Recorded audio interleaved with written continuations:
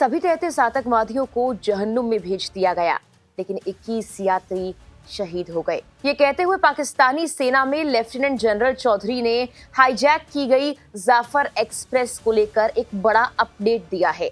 उन्होंने बताया कैसे कई घंटों की मशक्कत के बाद सभी ट्रेन पर मौजूद विद्रोहियों को मार गिराया गया। साथ ही कितने बंधकों को रिहा करवाया गया है उसका भी आंकड़ा बताया है। सुरंग में कैद 9 बोगियों वाली इस ट्रेन में चल रहे खूनी खेल को क्या वाकई पाक सेना ने रोक दिया है? रेस्क्यू ऑपरेशन पूरा हो चुका है। हाईजैक की घटना को हक की लड़ाई बताने वाले बलोच लड़ाकों ने पाक सेना के इस बयान के बाद क्या कहा है, बताएंगे पूरी कहानी आपको इस वीडियो में। नमस्कार, मेरा नाम है मेघना सचदेवा और आप मुझे देख रहे हैं लोकमत हिंदी पर।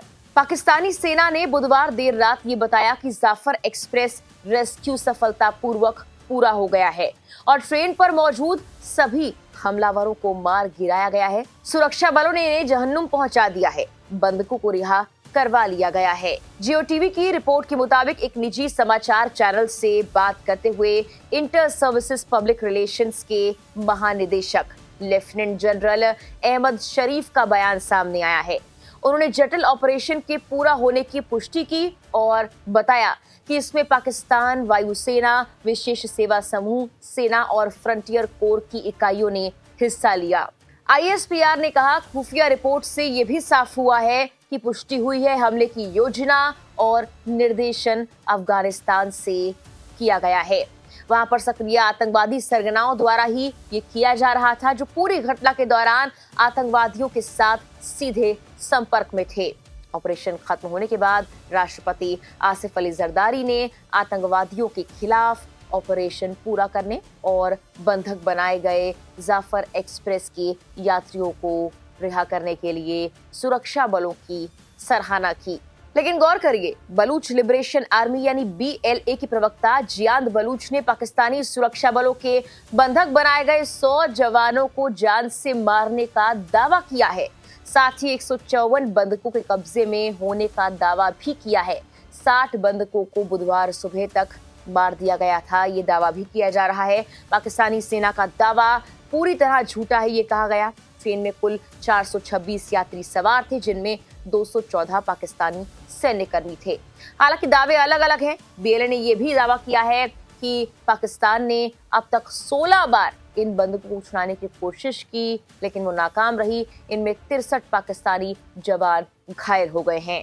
ये भी कहा गया पाकिस्तान के पास 48 घंटे का अल्टीमेटम था और अब सिर्फ कुछ ही घंटे बचे हैं। पाकिस्तान को अंतिम चेतावनी है कि फिर से बचाने की कोशिश की तो सभी बंधकों को तुरंत मार दिया जाएगा, क्योंकि बलूच लड़ाके आत्मघाती बनकर इन बंधकों के बीच बैठे हैं।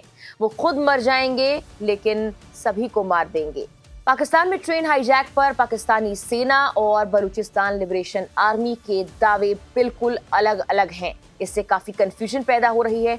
पाकिस्तान की सेना के उलट BLA यानी बलूचिस्तान लिबरेशन आर्मी ने ये कहा कि पाकिस्तान सरकार की सैन्य कार्रवाई को फेल कर दिया गया है और अब भी 150 से ज्यादा बंधक उनके कब्जे में हैं। बलूचिस्तान लिबरेशन आर्मी ने कहा कि उसने सभी बंधकों को 5 अलग अलग सीक्रेट जगहों पर रखा है। इसकी भनक पाक सरकार को अब तक नहीं लग पाई है। BLA ने यह दावा ऐसे वक्त में किया जब पाक सेना ने ऑपरेशन सफल होने और खत्म होने का ही दावा कर दिया है।